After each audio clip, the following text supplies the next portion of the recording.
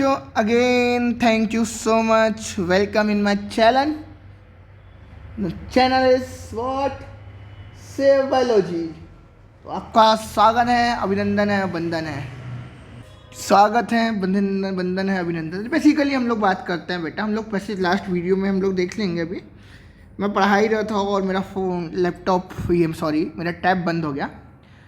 हम लोग अगेन चलते हैं कि बेटा प्रेगनेंसी जैसी क्या होता है, बर्थ होता है. बच्चे का बर्थ के बाद तुरंत क्या होता है एक्चुअल में. अब बच्चे को एनर्जी प्रोवाइड करनी है, तो एनर्जी प्रोवाइड करनी है तो मदर में क्या होता है, मेमोरी ग्लैंड एक्टिव हो जाती हैं. और जैसे ही मेमोरी ग्लैंड एक्टिव हुई तो वो प्रोडक्शन कराती है किसका बेटा? मिल्क का. After the birth, after the birth of baby.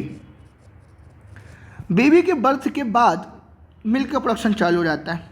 और जैसे ही मिल्क का प्रोडक्शन चालू हुआ, ध्यान रखना ये रिस्पॉन्सिबल होता है, ठीक है ना. रिस्पॉन्सिबल होता है इसके लिए कौन? Prolactin hormone. अब याद रखना एक्चुअल में होता क्या है कि ये प्रोलैक्टिन हार्मोन ऐसे ही नहीं निकलता है कि हवा में निकलता है, नहीं. क्या होता है कि हमारा छोटू सा दिमाग है हाइपोथैलेमस, और हाइपोथैलेमस से प्रोलैक्टिन रिलीजिंग हार्मोन निकलता है. PRL, प्रोलैक्टिन रिलीजिंग हार्मोन निकलता, समझ लो, ठीक है ना. प्रोलैक्टिन रिलीजिंग हार्मोन निकलता है. ये जो प्रोलैक्टिन रिलीजिंग हार्मोन निकलता है तो ये क्या करता है, एंटीरियर पिट्यूटरी पे काम करता है. और एंटीरियर पिट्यूटरी से ही रिलीज होता है क्या बेटा? प्रोलैक्टिन.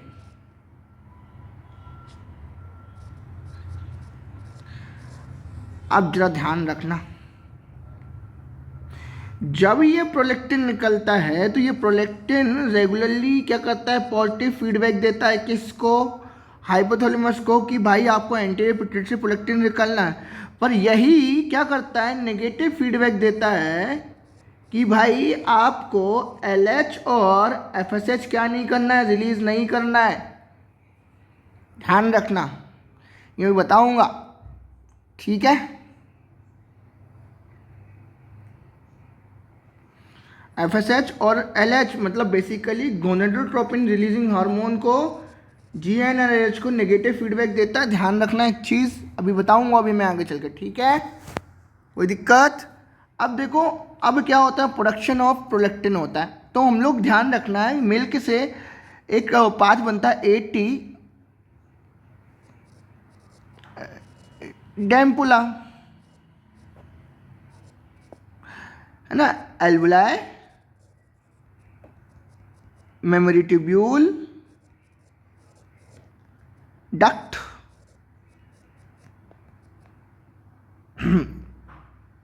फिर एम्पुला और लैक्टिफेरस डक्ट. 15 से 20 लोब होते हैं जो ग्रेप्स लाइक स्ट्रक्चर होता है बेटा. अब इनमें प्रोडक्शन होता है किसका बेटा? इन ग्रेप लाइक प्रोडक्शन में इसमें होता है मिल्क का प्रोडक्शन. मिल्क का प्रोडक्शन तो हो रहा है, बट इस मिल्क को बाहर निकालना भी तो है. तो यहाँ पर जब फाइनली मिल्क प्रोलैक्टिन क्या करता है, मिल्क का सिंथेसिस कराता है. Prolactin responsible prolactin synthesis of milk in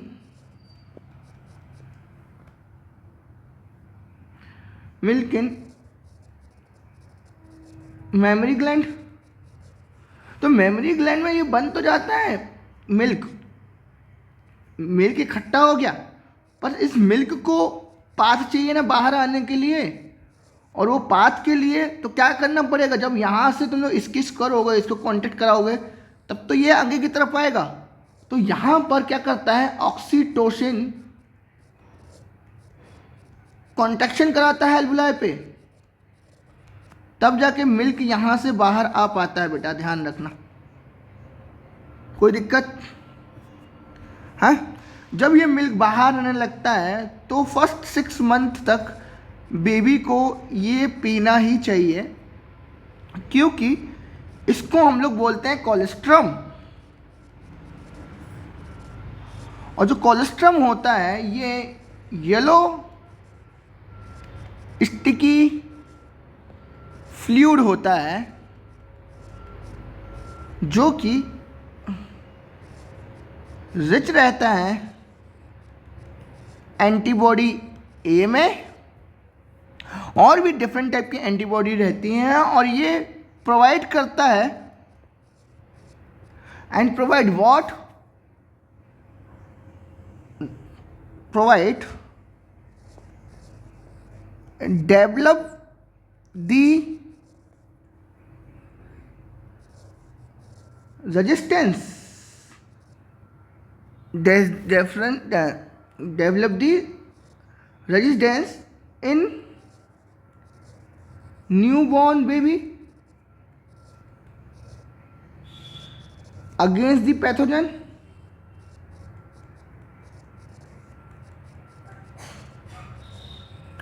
against the pathogen. और एक और चीज़ जरा ध्यान से सुनना कि पैथोजन के अगेंस्ट तो काम करता है, बट ये on immune response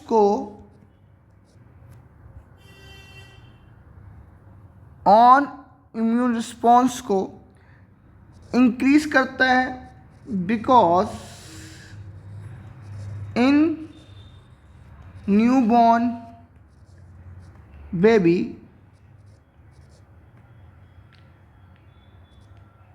newborn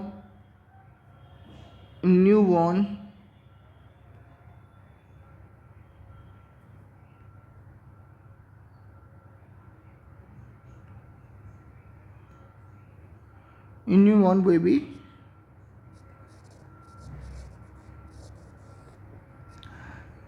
own immune response not well developed। समझ गए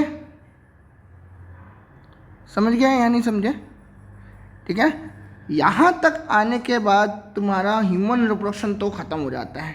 अब बच्चे पैदा करना तो ख़त्म हो गया, दुनिया में जनसंख्या बहुत है, तो अब हमको लेके आना पड़ेगा रिप्रोडक्टिव हेल्थ। और रिप्रोडक्टिव हेल्थ इम्पॉर्टेंट है किसके लिए? To control the population. अब जरा ध्यान से सुनना, रिप्रोडक्टिव हेल्थ पहले तो है WHO वर्ल्ड हेल्थ ऑर्गेनाइजेशन क्या बोलती है कि रिप्रोडक्टिव हेल्थ मीन्स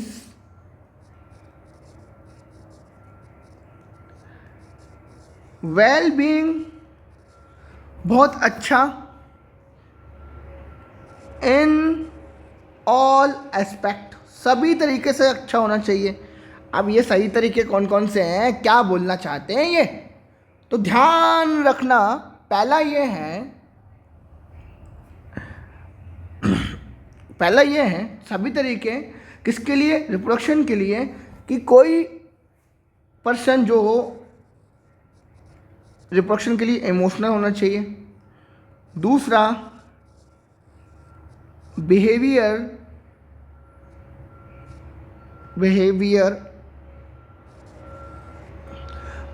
उसका अच्छा होना चाहिए। तीसरा, social aspect along with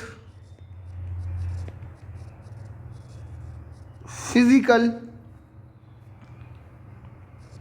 once अच्छा होना चाहिए, फिजिकली भी अच्छा होना चाहिए। और ध्यान रखो, सोसाइटी में फिजिकली अच्छा होना चाहिए, फंक्शनली नॉर्मल रिप्रोडक्टिव ऑर्गन होना चाहिए, इमोशनली होना चाहिए, बिहेवियरल इंटरेक्शन होना चाहिए, among them sex related all aspect, और इन्हीं को इवन सेक्स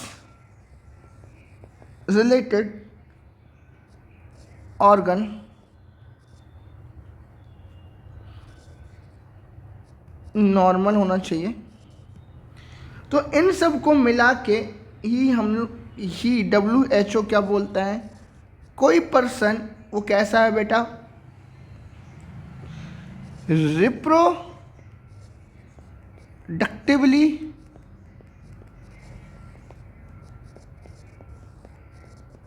हेल्दी है। ठीक है, इसके बाद इसी के साथ रिप्रोडक्टिव के साथ RCH को भी कंक्लूड कर लिया गया था। अब ये RCH क्या है, C फॉर चाइल्ड हेल्थ को भी क्या कर लिया गया था बेटा, कंक्लूड कर लिया गया था। इंडियाज गोल इंपॉर्टेंट रोल था जो कि टोटल रिप्रोडक्टिव हेल्थ के लिए, इसमें चाइल्ड के हेल्थ को भी क्या किया गया था बेटा, कंट्रोल किया गया था। और जो गोल्स हैं, गोल्स ऑफ RCH प्रोग्राम के हैं वो क्या क्या है, तो गोल क्या क्या है, पहला यही है, प्रोवाइड करेंगे, फर्स्ट जो प्रोवाइड करेंगे वो क्या प्रोवाइड करेंगे बेटा, कि नॉलेज अबाउट एस्पेक्ट अबाउट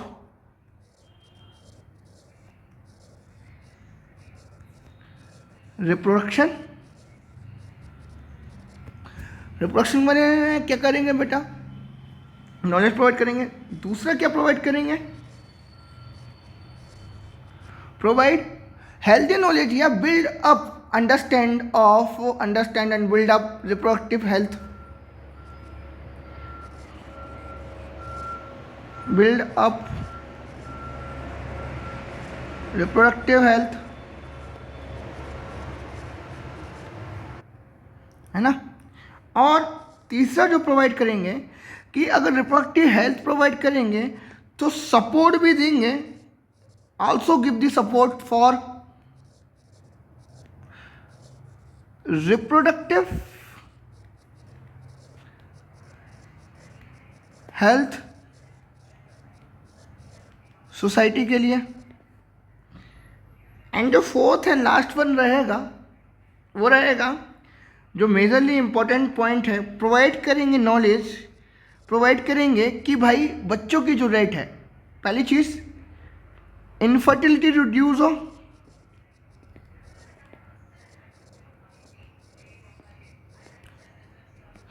है ना, बच्चों के मोर्टिलिटी रेट क्या हो, रिड्यूस हो। And third and least one what, कि जो मैटरनल रेट है,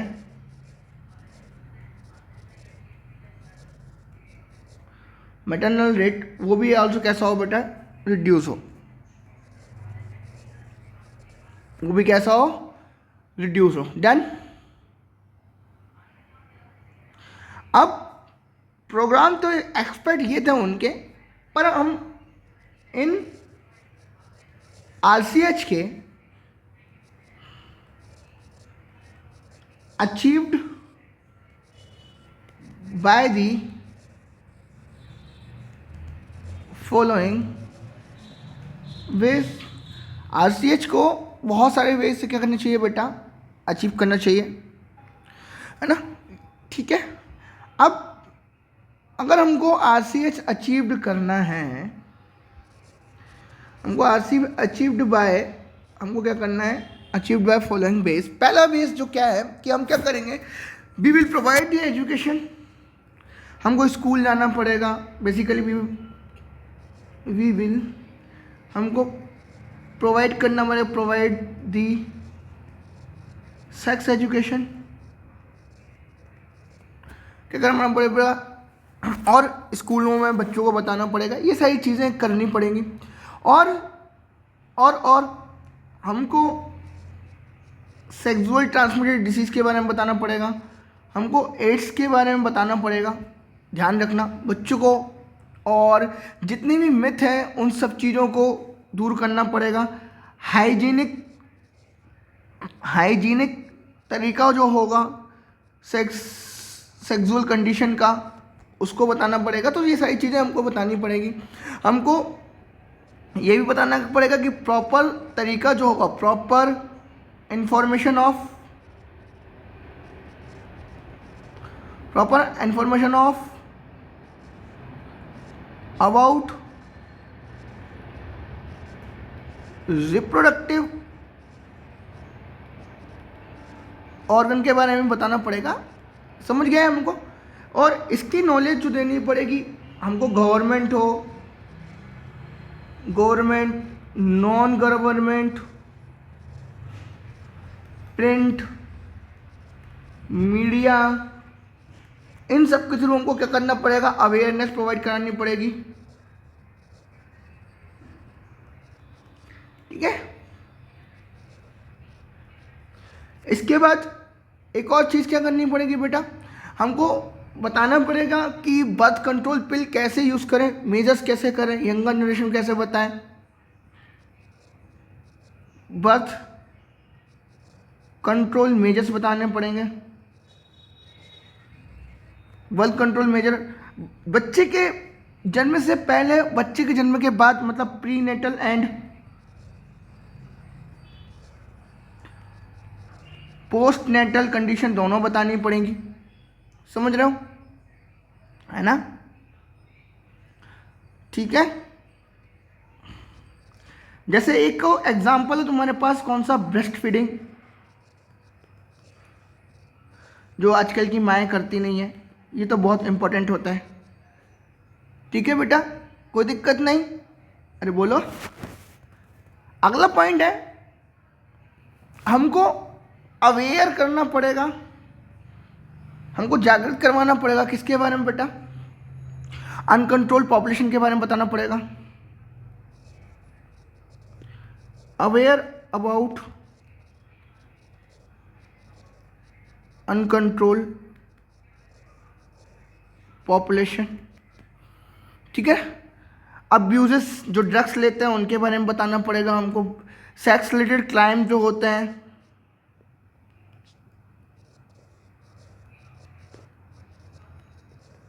इन सब की क्या करनी पड़ेगी हमको जानकारी। एवं हमको क्या करना पड़ेगा, अवेयर अबाउट या फिर क्लोजिंग अबाउट क्या, सेक्स डिटर्मिनेशन, जिसको एक नाम से जानते हो तुम लोग बेटा, क्या, एमनियोसेंटेसिस। एमनियोसेंटेसिस क्या है? ये एक टेक्निक है जिसमें एमनियोटिक फूल बाहर निकालते हैं और सेक्स डिटर्मिनेशन करते हैं। पहले के ज़माने में क्या होता था कि लोग लड़की देखते थे और उसको मार दिया करते थे। समझ रहे हो, है ना? ठीक है, इस पे बैन करना है। ठीक। एक और चीज़, अगर बच्चा हेल्दी रहे तो इम्यूनाइजेशन करना पड़ेगा बेटा। इम्यूनाइजेशन मतलब क्या, वैक्सीन्स लगानी पड़ेंगी। और एक और चीज क्या करनी पड़ेगी, reduced mortality of newborn baby और बेटा मैटरनल मोर्टेलिटी, इन सबको भी क्या करना है बेटा, रिड्यूस करना, ध्यान रखना। देखो कारण ये है, हमको पढ़ना इसलिए है आरसीएच, क्यों पढ़ना है, क्योंकि डे बाय डे पॉपुलेशन जो होते जा रही है वो इंक्रीज होते जा रही है। अगर मैं इंडिया की अप्रॉक्सीमेट पॉपुलेशन बोलूं, कितनी है बेटा, 1.35 बिलियन है। कितनी है, 35 बिलियन है।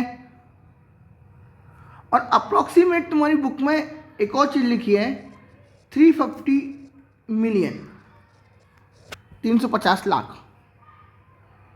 ठीक है। 2000 में जो जनसंख्या हिंदुस्तान में 1.2 बिलियन थी, अब 2011 में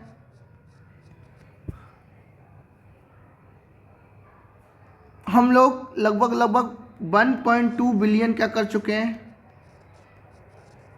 क्रॉस कर चुके हैं। नाउ 2020 चल रहा है तो इस समय पर हमारे पास जो जनसंख्या है 1.35 बिलियन है। ठीक है, कोई दिक्कत? देखो टोटल अप्रॉक्सीमेट बताओगे तो तुम्हारे पास इतनी है। मैंने डायरेक्टली लिख लिया कि अभी के समय में 1.35 है, तो ये 1.35 जो कंडीशन है ये 2020 की है। 2011 में हम लोग 1.2 क्रॉस कर चुके हैं, 2000 में हमारे पास इतनी थी। समझ गए? तो भाई ये जो पॉपुलेशन बढ़ रहा है, तो इस पॉपुलेशन को कंट्रोल तो करना है ना। क्यों कंट्रोल करना है? हमारे पास लैंड क्या होता जा रहे हैं? कम होता जा रहा है। हमारे पास जंगल क्या होते जा रहे हैं? कम होते जा रहे हैं।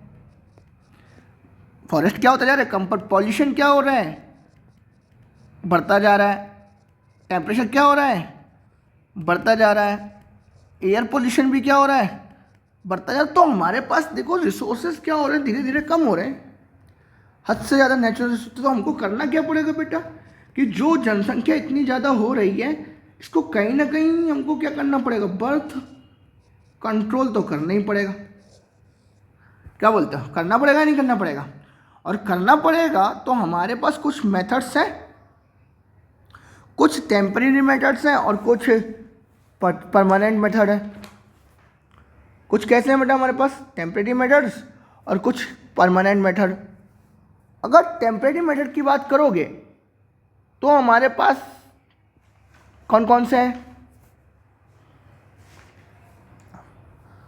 टेम्परेरी मेथड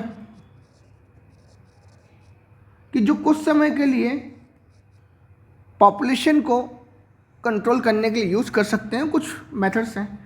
पहला हमारे पास जो है वह नेचुरल मेथड है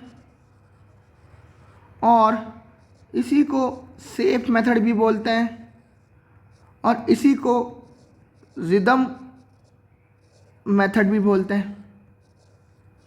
पर ये मेथड जो है, ये मेथड बहुत डेंजरस है, ध्यान रखना। सबसे कम सक्सेसफुल होने के तरीके यही है। ठीक है? ठीक है, अरे बोलो। कितने मेथड्स हैं हमारे पास? दो। अब एक टेम्परेरी है और टेम्परेरी में मैंने पहले बोला नेचुरल बोल दिया। दूसरा हमारे पास है कोइटस इंटरप्टस।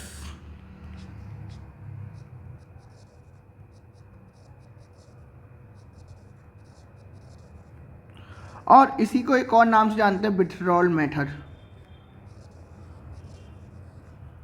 अगला हमारे पास रहेगा लैक्टेशन अमीनोरिया।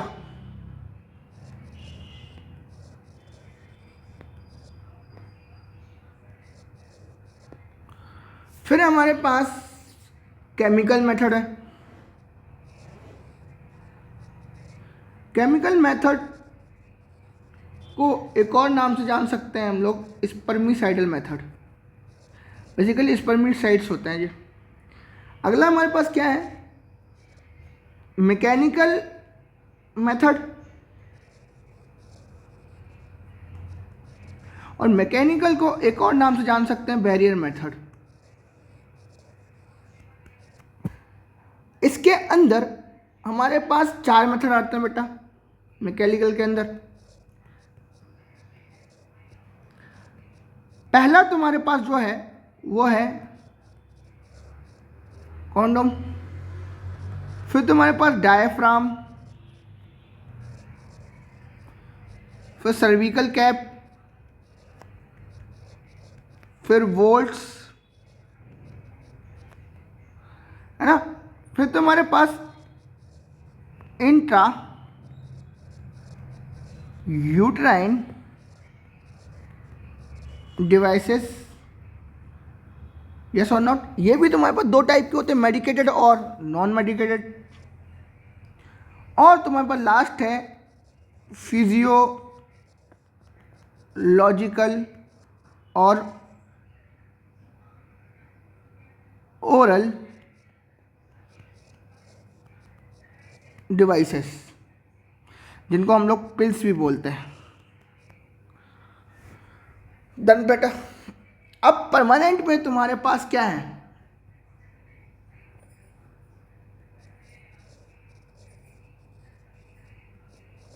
ये भी तुमको देखने को मिल जाएंगे। पहले तुमको एमटीपी मेडिकल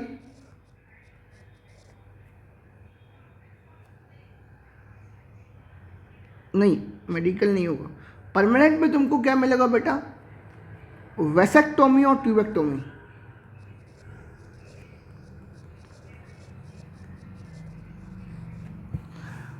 इसी को हम लोग क्या बोलते हैं, सर्जिकल मेथड बोलते हैं। ये दो टाइप के तुम्हारे पास परमानेंट मेथड हैं।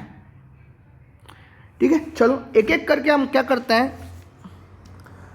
हम लोग पढ़ना चालू करते हैं। जैसे बर्थ कंट्रोल है, अब तो इनको बेसिकली एक नाम से बोलते हैं कंट्रासेप्टिव लेना पड़ेगा।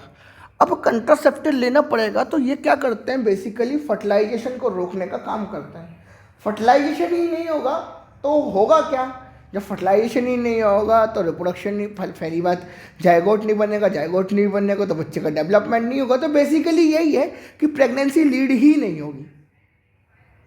क्या लीड नहीं होगी, प्रेगनेंसी क्या लीड नहीं होगी बेटा, प्रेगनेंसी लीड नहीं होगी। और जब तक हम चाहेंगे नहीं तब तक बेबी भी क्या नहीं होगा, बेबी नहीं होगा।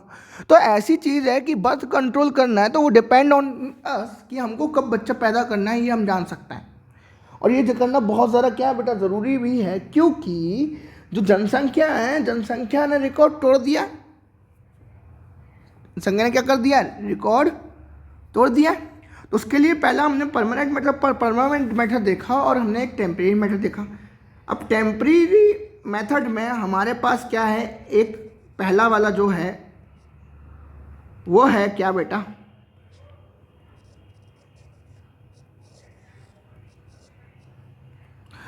तुम्हारे पास नेचुरल मेथड है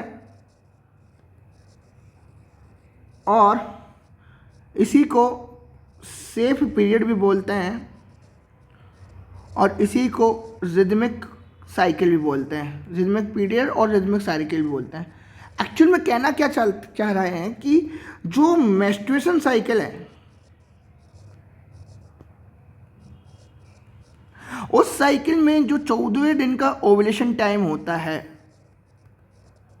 तो हम क्या करें कि ओवुलेशन के 10 से 17 मतलब जिस समय ओवुलेशन होना उसके -2 + 2 दिन मतलब 16 तारीख और उससे -2 दिन, तो +- 2 डेज,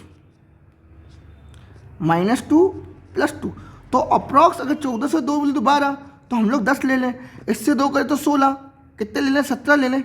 तो 10 से 17 के बीच आपको क्वाइटस इंटरप्टस नहीं, मतलब बेसिकली सेक्सुअल कंडीशन में नहीं आना है। 10 से 17 के बीच में इंटरकोर्स नहीं करना है, याद रखो। इसी को सेफ मेथड बोलते हैं, पर इसके फेल होने के चांसेस 100% होते हैं। सबसे ज़्यादा फेलियर होने के चांसेस एक सीसी के हैं, ठीक है ना। हाई रेट ऑफ फेल्यूर, ध्यान रखना क्वेश्चन पूछता है,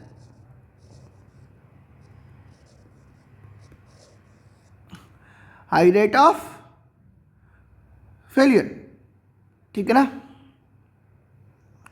और इसके ध्यान रखना टेम्परेरी में हमारे पास ज़्यादा केमिकल रिएक्शन होने के चांसेस नहीं होते, मतलब रिएक्शन होने के चांसेस नहीं होते। दूसरा तुम्हारे पास क्या साइड इफेक्ट होने के चांसेस नहीं रहते हैं। दूसरा हमारे पास क्या है, coitus interrupts.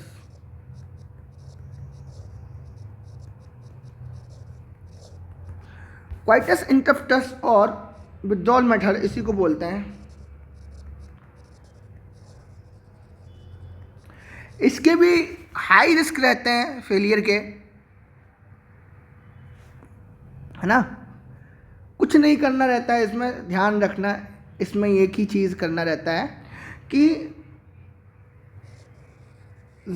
Sperm basically ejaculation होने वाला हो, इजैकुलेशन इन वेजाइना। तो इस इजैकुलेशन इन वेजाइना में होने से पहले हमको क्या करना पड़ेगा, penis ejected before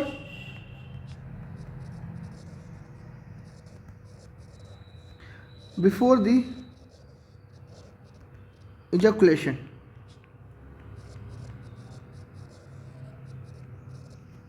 before the ejaculation, बात खत्म। इतनी सी बात याद रखनी है।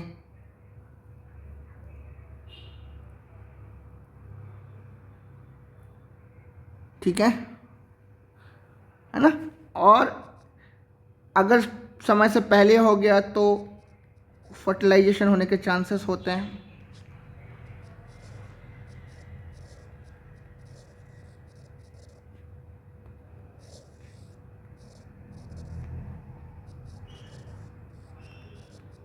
ये भी प्रॉब्लम है, तो ये भी इसके भी फेलियर होने के चांसेस हैं। ठीक है, अगला क्या है, lactational अमीनूरिया।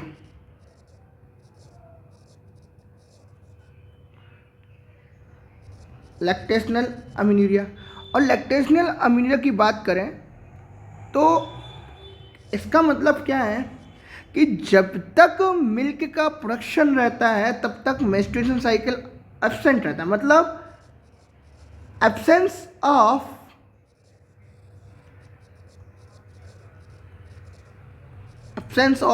menstruation, absence of menstruation, this based in the fact of ovulation does not occur during the period। इस पीरियड में क्या होता है,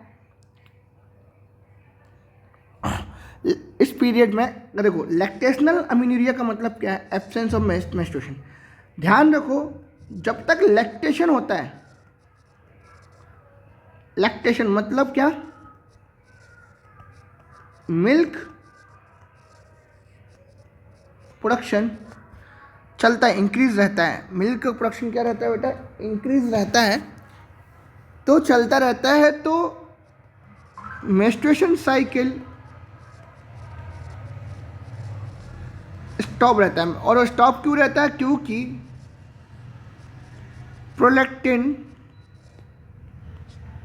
प्रोलैक्टिन गिव्स नेगेटिव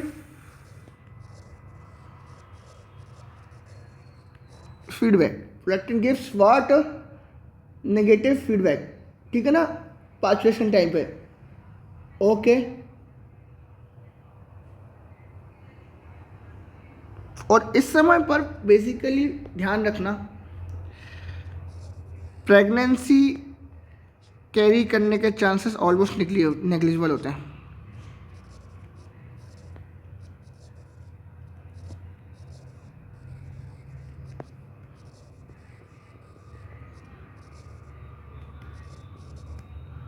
ऑलमोस्ट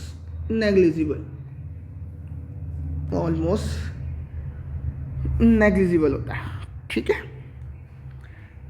अगला हमारे पास है बेटा केमिकल, मीन्स स्पर्मिसाइडल। स्पर्मिसाइडल मतलब क्या, इसमें हमारे पास हो सकता है, ध्यान रखो, फोम हो सकता है, टैबलेट्स हो सकते हैं, जेलीज हो सकती है, और क्रीम्स हो सकते हैं। ये सारी चीज़ें हमारे पास क्या हो सकती हैं, और ये सारी चीज़ें यूज़ करेंगे कौन, फीमेल पार्टनर। फीमेल पार्टनर क्या करेगा, इसका वो यूज़ करेगा, कब, ड्यूरिंग इंटरकोर्स। ठीक है ना, कोई दिक्कत, ये क्या करेगा, क्या ये एक चीज़ करेगा, क्या करेगा, क्या करेगा, ये कि जो केमिकल जब वेजाइना में इंट्रोड्यूस करेंगे तो ये म्यूकस मेम्ब्रेन के साथ क्या करेंगे, अटैच हो जाएंगे, और ये इमोबिलाइज करेंगे, मतलब स्पर्म को तेज़ी से दौड़ने के लिए कम करेंगे, फास्ट तेज़ी से न दौड़ पाए, और उनको किल कर देंगे। किसको बेटा, स्पर्म को क्या कर देंगे, किल कर देंगे। और एक और चीज़, सबसे बड़ी डेंजरस चीज़ ये है, they cause what, allergic reaction. और इम्पॉर्टेंट चीज़, एक चीज़ और लिखी है कि ये मेथड भी ये क्या है कि this method also what has chances to fail, है ना। एक और चीज़ देखो, ये जो लैक्टेशनल अमीरिया है इसमें भी ये क्या है, हाई चांसेस ऑफ फेलियर क्या है,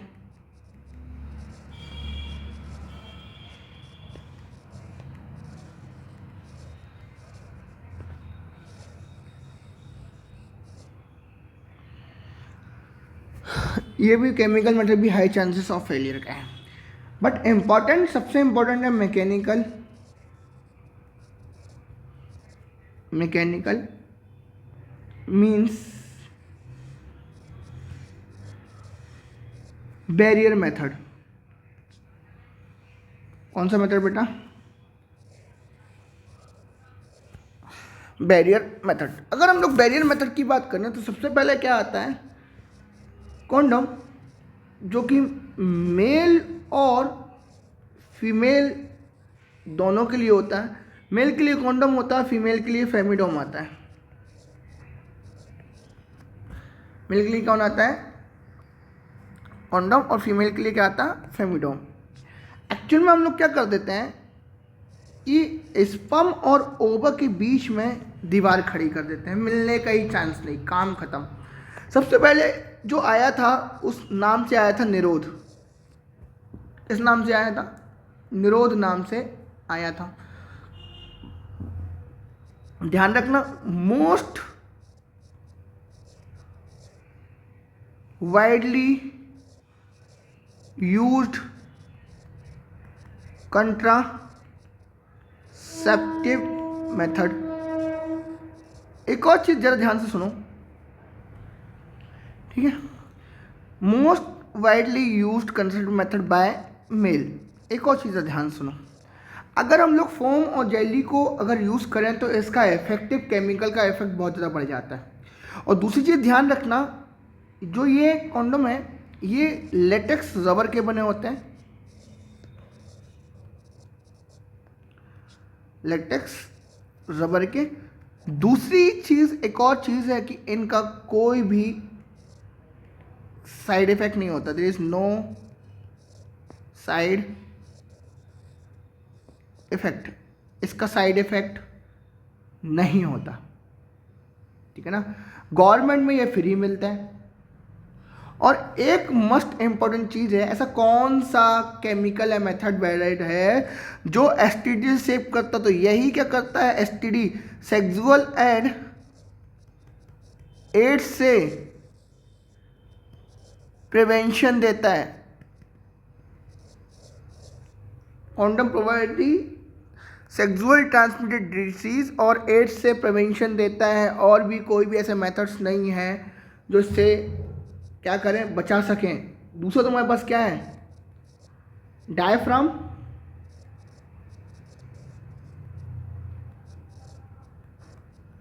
सर्विकल कैप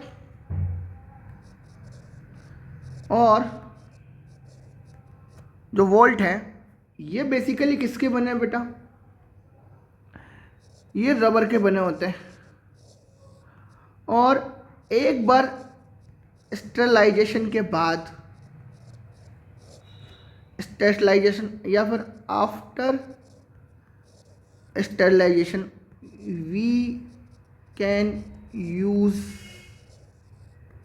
अगेन। अगेन हम क्या कर सकते हैं, इनको यूज कर सकते हैं, ठीक है ना। क्या कर सकते हैं, यूज कर सकते हैं, समझ गए। ये क्या करते हैं, कवर दी सर्विक्स। सर्विक्स को क्या करते हैं, कवर करते हैं। अगला हमारे पास क्या है, इंट्रा यूटेराइन डिवाइसेस। ये डिवाइसेस ऐसे होते हैं कि जिनको अगर यूज़ करना है तो हमको मेडिकल की सहायता लेनी ही पड़ती है। किसकी बेटा, किसकी सहायता लेनी पड़ती है? मेडिकल की। और उसके बिना हम इनको यूज़ कर नहीं सकते हैं, ठीक है ना। ये बहुत इम्पॉर्टेंट है कि हमको यूज़ करने के लिए हम लोगों का ट्रेंड नर्स क्या करती है, इनको कैप को यूज़ करती है बेसिकली, ठीक है ना। तो हमको डॉक्टर की नीड पड़ेगी और नर्स की नीड पड़ेगी, पहली चीज़। दूसरी चीज़, ये जो चीज़ है वो बनी हुई है मेड अप ऑफ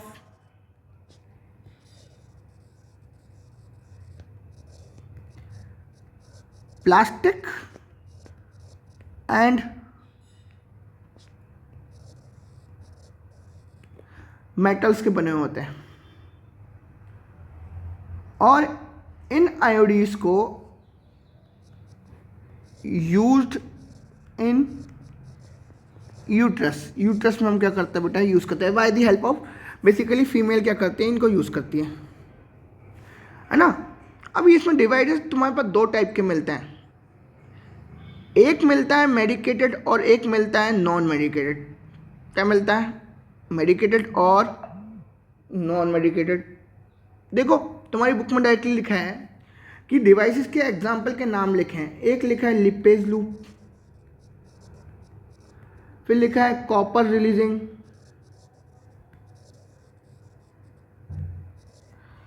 आयोडीज।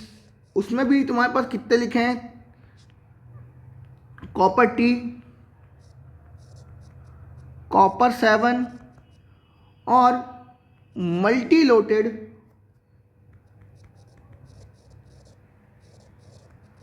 $375 जितना हम लोड करवाएं। और एक और चीज़ हमारे पास लिखी है हार्मोनल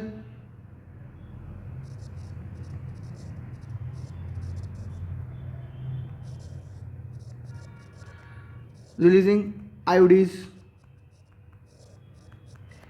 ने, जिसका नाम लिखा है एक LNG-20 प्रोजेस्टा सर्ट ना। अब लिपेज जो लूप होता है, अगर लिपेज लूप की बात करूं मैं, तो बेसिकली करता क्या है, जरा ध्यान सुनो। तो हमारे पास नॉन मेडिकेटेड के एग्जाम्पल जैसे तुम लोगों देखो, हमारे पास लिपेज लूप है जो कि प्लास्टिक का बना है। किसका बना है, प्लास्टिक का। डबल होता है एस लूप में होता है, डबल होता है एस लूप में होता है। करता क्या है, ये अक्युमुलेशन ऑफ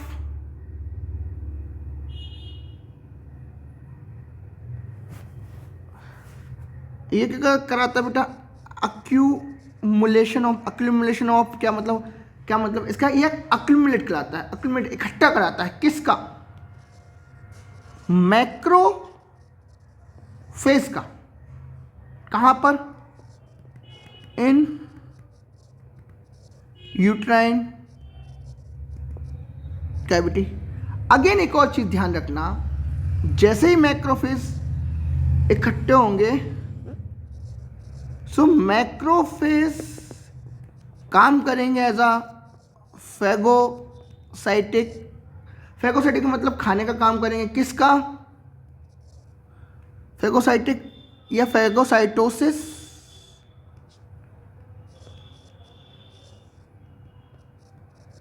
ऑफ स्पर्म का, है ना। कोई दिक्कत है ना। दूसरा हमारे पास एक और मेथड एक और है, प्लास्टिक वाला तो देख लिया हमने कि अकोमोडेशन करा रहा है। दूसरा हमारे पास क्या है, कॉपर टी है, कॉपर 7 है और 375 मल्टी लोडेड है, मल्टी लोडेड 375 है, सॉरी। जब हमारे पास मल्टी लोड 375 है, तो यहां पर एक चीज और देखने को मिलती है, जब ध्यान सुनो, कि एक क्या करा था, अकोमोडेशन करा रहा था किसका, मैक्रोफेज का, और उसको खाने का, मैक्रोफेज की क्या बोलते हैं, फैगोसाइटोसिस इंक्रीज कर रहा था। जो हमारे पास कॉपर है, ये भी नॉन मेडिकेटेड है, और ये करता क्या है कि कॉपर टी एकदम टी शेप की होती है, इसको इंसर्ट किया जाता है वेजाइना के अंदर, और ये क्या करता है, सप्रेस दी स्पर्म मोटिलिटी, स्पर्म की मोटिलिटी को क्या कर देता है बेटा, सप्रेस कर देता है, और reduce the capacity of sperm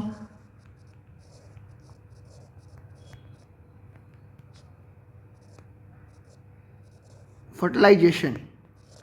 एक में हमने क्या देखा था बेटा, एक में हमने देखा था क्या कि एक में हमने देखा था कि वो प्लास्टिक की थी और डबल एस शेप की थी, वो अकोमोडेशन कर रहा था मैक्रोफेज का और फेगोसाइटोसिस करा रहा था। और दूसरा हमारे पास क्या है, कोबाल्ट वाली, सॉरी कॉपर वाली क्या कर रही है कि वो क्या करते हैं, सप्रेस कर देती है स्पर्म की मोटिलिटी, स्पर्म को भागने से मना कर देती है, और ये क्या कराएगी बेटा, स्पर्म को डिले, स्पर्म की कैपेसिटी जो रहेगी फर्टिलाइज करने की उसको रिड्यूस कर देगी। एक और हमारे पास मेथड आएगा इसमें बेटा हार्मोनल वाला, और हार्मोनल में हमारे पास क्या है बेटा, क्या है हार्मोनल में हमारे पास एक ही है LNG20, और इसमें हम लोग यूज़ करते हैं LNG20, और एक और क्या लिखा है, प्रोजेस्टासर्ट लिखा है, इंजेक्शन।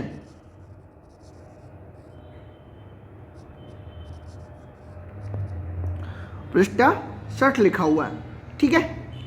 अब बेसिकली क्या करता है कि जैसे हार्मोनल, ये तो हार्मोन है, और हार्मोनल क्या करते हैं, चेंजेस करते हैं बेटा यूट्रस को, यूट्रस की वॉल को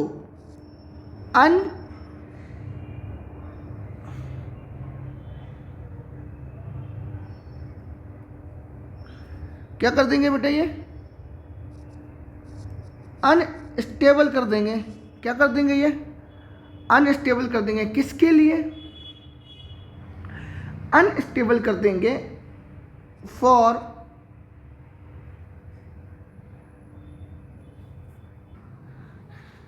क्या कर देंगे बेटा, अनस्टेबल फॉर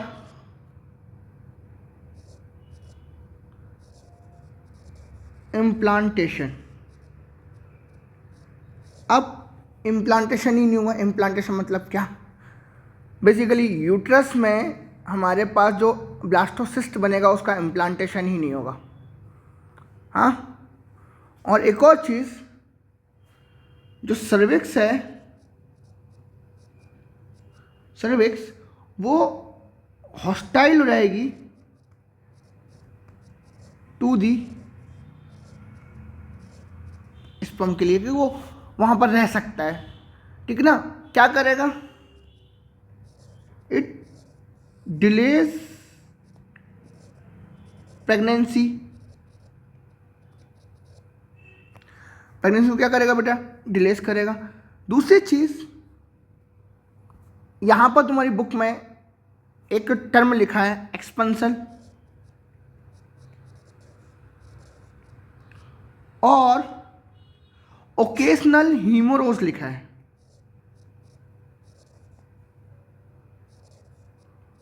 मतलब ब्लड के clot.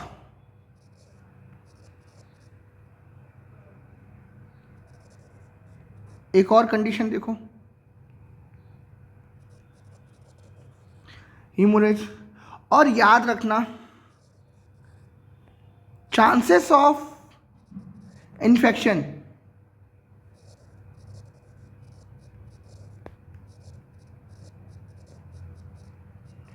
Chances of infection IUDs के ड्रॉबैक्स हैं,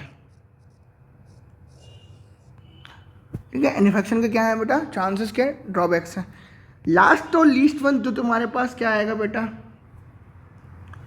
एक मेथड है, कौन सा, फिजियोलॉजिकल ओरल डिवाइसेस, जिसमें हम लोग क्या करते हैं, पिल्स लेते हैं।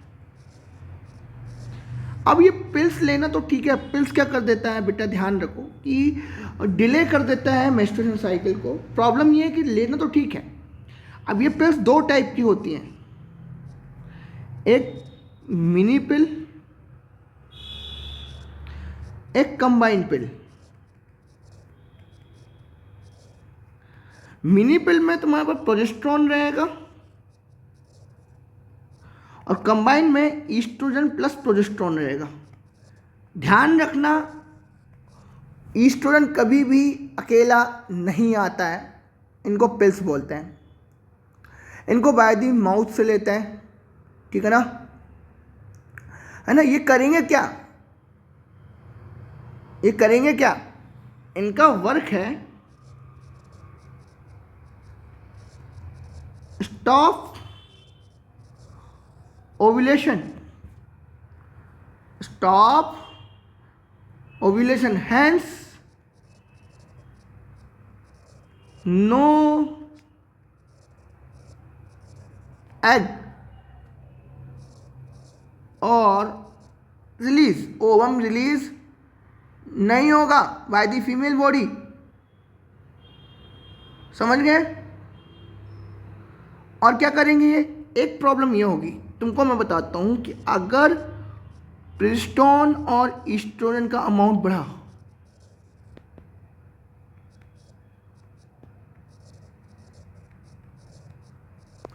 तो जो सर्विक्स है, इस सर्विक्स के ऊपर ये क्या बोलेंगे, सर्विक्स कैप बना देंगे। क्या बना देंगे बेटा, सर्विक्स की कैप।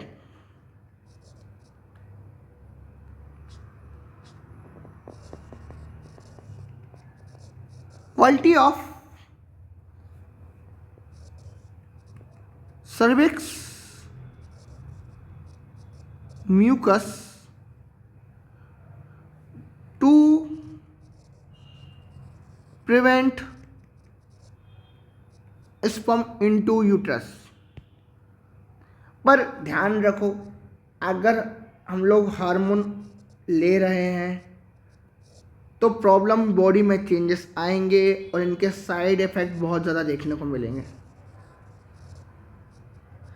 जैसे नोजिया कंडीशन, जैसे मोटापा, वेट गेन होना, जैसे टेंडरनेस ऑफ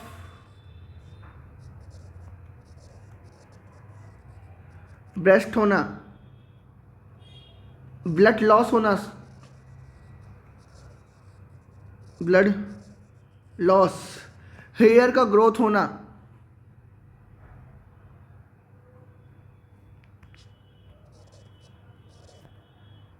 हेयर का ग्रोथ होना, समझ रहे हो, हेयर का ग्रोथ होना। ध्यान रखना, हमारे पास एक इम्पॉर्टेंट क्या बोलते हैं पिल है जिसका नाम सहेली है, जो कि नॉन हार्मोनल है और ये रिसेप्टर बेस्ड है। रिसेप्टर बेस्ड है, जिसको लखनऊ CDRI ने बनाया था।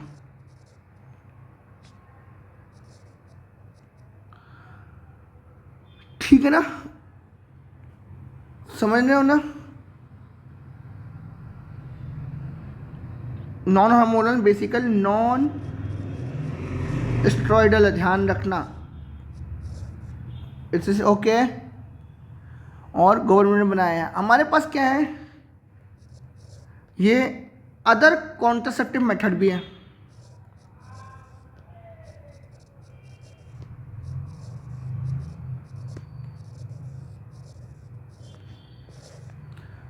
अदर कॉन्ट्रासेप्टिव मेथड भी है।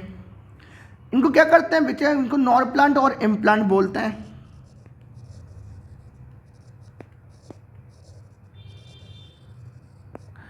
ये चाइनीज का पंखा देखा चाइनीज लोगों में, वो होता है। एक्चुअल में इनको क्या करते हैं बेटा, साइड आर्म में इनको फिक्स कर दिया जाता है फीमेल्स के, ठीक है ना। फीमेल्स के साइड आर्म में फिक्स कर दिया जाता है। ये एक्चुअल में टिने होते हैं, थिन रॉड होते हैं, है ना।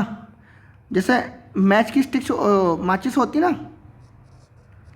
मैच स्टिक, उसके जैसे होते हैं ये, ठीक है ना। इम्प्लांट करते हैं हम लोग under the skin of the upper arm में। डन हो गया बेटा। और इनके अंदर क्या भरा जाता है, progesterone plus oestrogen for long time. जितने समय के लिए आपको प्रेगनेंसी कैरी नहीं करनी है, लगभग 3 से 4 साल के लिए, ये कुछ ऐसे स्ट्रक्चर में होते हैं। और इनको ही साइड आर्म में यहाँ पर क्या कर दिया जाता है, विदाउट सूचर, यहाँ पर कोई भी स्टिचेस नहीं लगते हैं।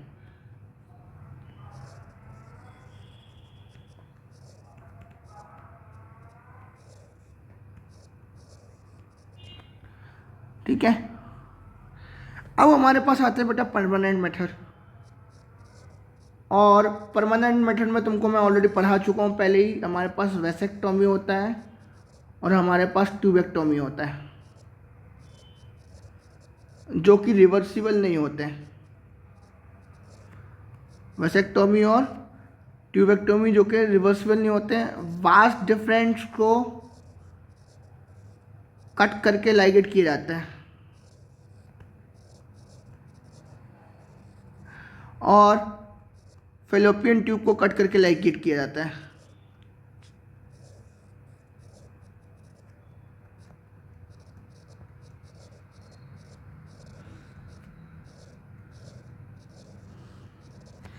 ये परमानेंट मेथड होते हैं, और इसको स्टरलाइजेशन भी बोलते हैं, परमानेंट स्टरलाइजेशन।